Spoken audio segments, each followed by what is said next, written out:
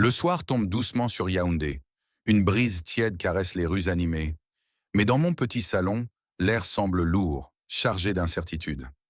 À 38 ans, je suis maman d'un garçon de 10 ans, un petit rayon de soleil aux yeux rieurs, mais dont le sourire cache une blessure, l'absence d'un père. Les souvenirs de ma propre enfance sans figure paternelle me hantent, comme une vieille chanson qu'on n'arrive pas à oublier. Je me suis juré que mes enfants ne vivraient pas ce vide. Il y a 10 ans, le père de mon fils a disparu, emportant avec lui nos rêves de mariage et ses promesses murmurées sous les étoiles. Les nuits où je berçais mon bébé, seul, le cœur en miettes, m'ont forgé, mais elles m'ont aussi rendu méfiante. Pendant des années, je me suis fermé à l'idée d'une nouvelle grossesse, terrifié à l'idée de revivre cette solitude écrasante. Pourtant, il y a 2 ans, un homme est entré dans ma vie, comme un vent frais après une longue canicule. Ses mots doux, ses attentions pour mon fils, les rires complices lorsqu'il jouait au foot dans la cour, m'ont redonné espoir. Il parlait d'avenir, de maison partagée, et son désir d'être père m'a touché. Il n'avait jamais eu cette chance, disait-il, et ses yeux brillaient lorsqu'il me demandait de lui offrir un enfant. Mais les rêves, parfois, s'effritent comme du sable entre les doigts. Sa situation professionnelle s'est effondrée, et avec elle, son comportement. Les disputes ont remplacé les rires, ces silences pesants ont éteint mes espoirs. J'essayais de comprendre, de pardonner, même quand il me blessait. Puis l'échec au concours du barreau m'a frappé comme une gifle. Ce rêve d'avocate, pour lequel j'avais tant travaillé, s'est évaporé, et avec lui, mon emploi. Les factures s'accumulaient, les nuits d'insomnie aussi. Lui, il promettait un petit fonds de commerce pour m'aider à rebondir. Mais les promesses restèrent des mots vides, flottant dans l'air comme des feuilles mortes. Il y a 4 mois, un miracle s'est niché en moi. Une nouvelle vie.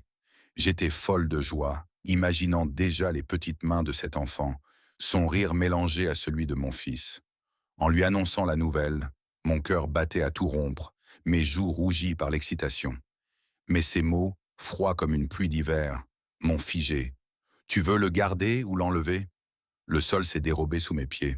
J'ai choisi de garder cet enfant malgré tout, et il m'a répondu, avec un sourire narquois, félicitations à toi. Ce ton détaché, cette indifférence m'a brisé le cœur. Quelques jours plus tard, il s'est excusé, promettant de prendre soin de nous.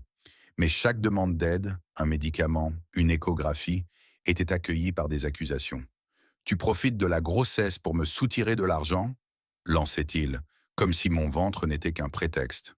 Aujourd'hui, il a tourné le dos, lavé ses mains de nous, me laissant seul face à l'avenir.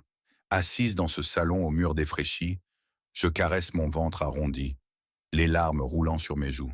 Sans emploi stable, je survis grâce à quelques dossiers juridiques, mais c'est loin d'être suffisant. Les promesses d'un commerce n'ont jamais vu le jour, et l'idée d'abandonner cet enfant à la naissance me déchire l'âme. Je ne veux pas qu'il grandisse comme moi, comme mon fils, sans père pour le guider, sans quelqu'un pour lui apprendre à faire du vélo ou l'applaudir à ses matchs. Alors je lance un appel, un espoir fragile. Je cherche un homme qui n'a jamais pu être père, mais qui rêve de l'être. Quelqu'un qui accueillerait cet enfant comme le sien, qui lui offrirait amour et stabilité. Je suis prête à reconnaître sa paternité, à construire une relation si le destin nous y mène. Ce n'est pas une décision facile, mais c'est celle d'une mère qui refuse que son enfant porte le poids de l'absence. Merci du fond du cœur à ceux qui prendront le temps de m'écouter, de me comprendre et de partager. Que leur bienveillance illumine ma route. À la prochaine pour une autre confidence. Secret partagé.